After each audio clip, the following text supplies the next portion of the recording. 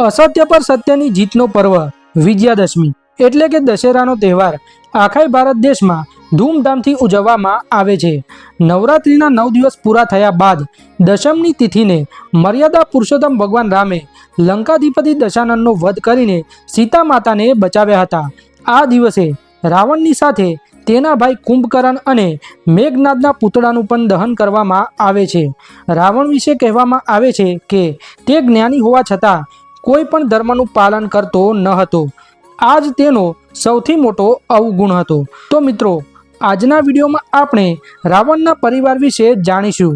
આજે હું તમને જણાવીશ કે રાવણના માતા પિતા કોણ હતા અને રાવણે કેટલા લગ્ન કર્યા હતા અને રાવણના છોકરા કેટલા હતા।